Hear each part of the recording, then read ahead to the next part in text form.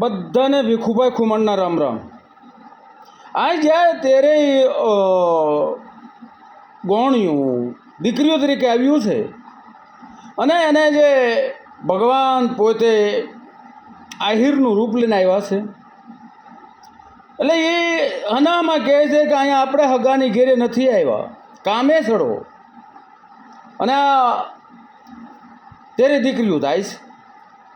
માં હોનભાઈ મને કહે છે કે માં લાવો અમે કામ કરી નાખી, જે કામ હોય એમને સીંધો.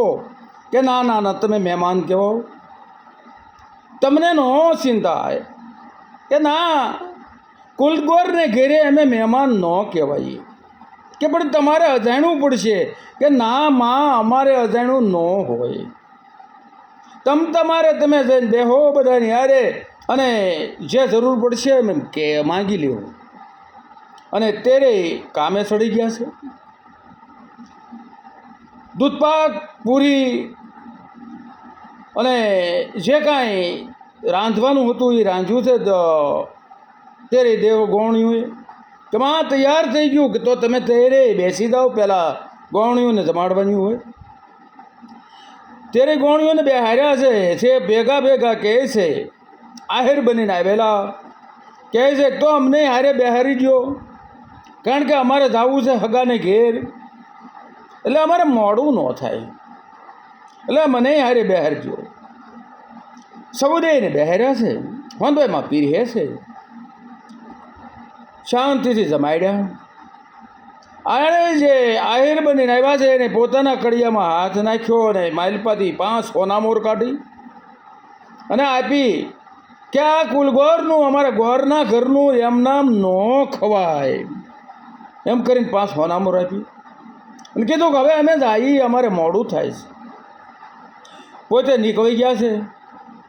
હોનભાઈમાં કહે છે કે હવે ટેલવા દાદાને બેહારી ગયો અને હારે તમે બેસી જાઓ.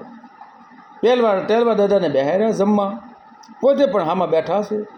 હોનભાઈમાં પીરસવા આવ્યા અને ટેલવા દાદા પૂછે છે કે હું આ ઘરે 4-5 કલાકથી આવ્યો છું, પણ તમારા ભવ્યમાં કેમ કોઈ બાળકને રમતા ભયા નહીં? કોઈ નિહાળે ગયા છે કે મોહાવમાં ગયા છે? પણ એટલું કહેતા તો હોનભાઈ માને જેમ કે સાનું સાનું રોવું હતું, પણ તાણીથી રોવાઈ ગયું. દાદા પોતે રોવા મળ્યા છે. દાદા અમે અભાગ્યા છીએ, કોઈ નિહાળે નથી ગયા, કોઈ મોહાલમાં નથી ગયા, અમે તો વાંજ્યા છીએ. હા હા માં, હા. ટેલવા દાદા કહેશ, હા માં, ન હોય. કારણ કે આવા જે ભક્તિભાવ ભર્યા જે બેય માણસ હોય, આવું ઘર હોય, આવો આદર આવકાર હોય, આવી રીતે જમાડતા હોય, એ વાંજ્યા ન હોય.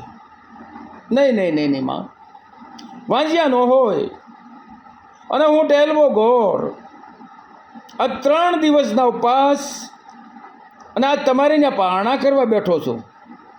હજી અનાજ લીધું નથી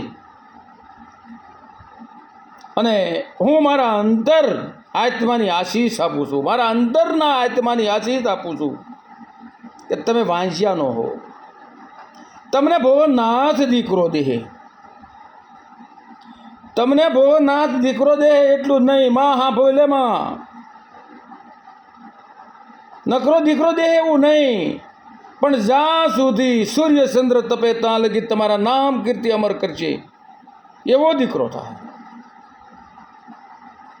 વિપત આવશે પણ તમારું નામ રોશન થાય. શરત એક બોલો દાદા, કે તમે નિયમ લ્યો કે કાયમ તમારે ભવેહર કેટલું થાય? કે અહીંથી તો દાદા 7-8 કિલોમીટર થાય, કે તો રોજ દર્શન કરો અને ભવનાથ દાદાના કાયમ પૂજા ચડાવવાનું નિયમ લ્યો. દાદા અમે બે માણસ નિયમ લઈએ છીએ કે આજથી કાયમ ભવનાથ દાદાની પૂજા કર્યા પછી અન્ન લેવું જવને વાંધો નહીં, અન્નની આખડી જવની નહીં, અન્ન પૂજા કર્યા પછી લેવું. અને આખડી લીધી. દિવસો પર દિવસો જાય છે અને જે માણસ કે કોઈ પણ કાંઈ પણ જે સિદ્ધિ પ્રાપ્ત કરવી હોય તો એની પરીક્ષા થાય અને થાય. અને જેની પરીક્ષા થાય એ જ અમર થાય, એના જ ઇતિહાસ થાય. રાકા ઠીકાના કોઈ દી ઇતિહાસ ન હોય, એની પરીક્ષા ન હોય. ફટકિયા ફૂટી જાય, ખરાની તો ખરે ખબરું થાય. એમ કાયમ માટે દર્શન કરવા જાય છે.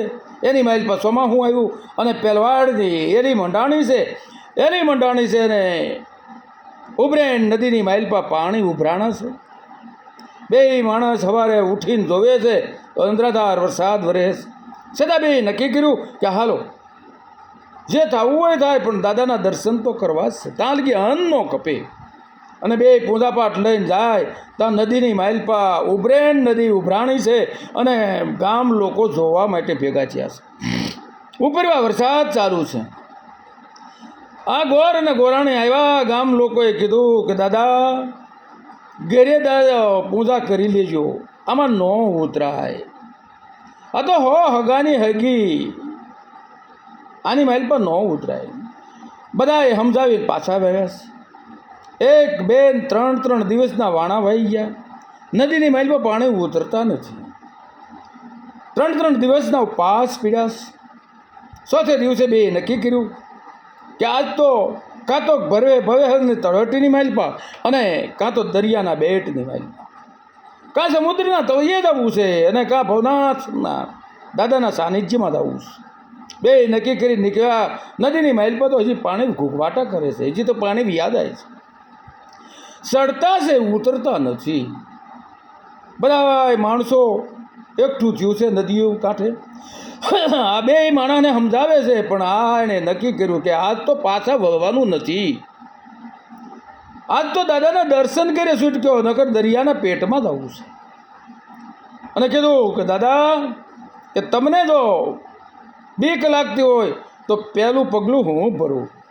હોનબા માએ કીધું અને પ્રથમ પગ ભર્યો. પહેલાં પિંડી ગોટી આમાં પાણી છે. ગોઠણ સમાના છે. ગામ લોકો કહે છે દાદા પાછા વળો, બાયુની તો મથી પેની લગી, તમે પાછા વળો, નકર આ ઉભરેણના પાણી છે તાણી દાહે. આ બધુંથી આકલા પડકારા દેકારા થાય છે. આ બે માણસ કોઈની સામું જોતા નથી, બસ શિવજીનું નામ સ્મરણ છે અને આગળ પગલાં ભરતા જાય છે. મોતનો જને હવે ડર નથી. અને બે જાય છે અને સામે કાંઠેથી અવાજ આવ્યો, અલખ નિરંજન. આમ જા જોઈએ તો કોઈ મહાત્મા સાધુ સંત ઊભા છે, મહાન સંત ઊભા છે. સામેથી અવાજ કર્યો, બીતા નહીં, હું ત્રિશૂળ મોકલું છું, તમે એની ઉપર બેસી જાજો. અને ત્રિશૂળનો ઘા કર્યો. આ બે માણસ જાય છે ત્યાં ત્રિશૂળ આવ્યું, ઉપી બેસી જાઓ બે એની ઉપર. અને બેસી ગયા. ત્રિશૂળ અમે કાંઠે લઈ ગયું. આ શોભાજી પોતે શંભુગીરી ઉર્ફે શોભાજી સંત એટલે કે સાધુ સંતોની માઇલપા, જે ગિરનારના સંતોની નામાંકિત સંતોની માઇલપા જેની નામ છે એવા શોભાજી સંત એણે ત્રિશૂળ ઉપર લીધા છે અને ભવનાથની માઇલપા દાદાના દર્શન કરવા માટે જાય છે. ત્યાં લગી હવે પછીની વાત આગળ કરશું. ત્યાં લગી જાય ભોલેનાથ.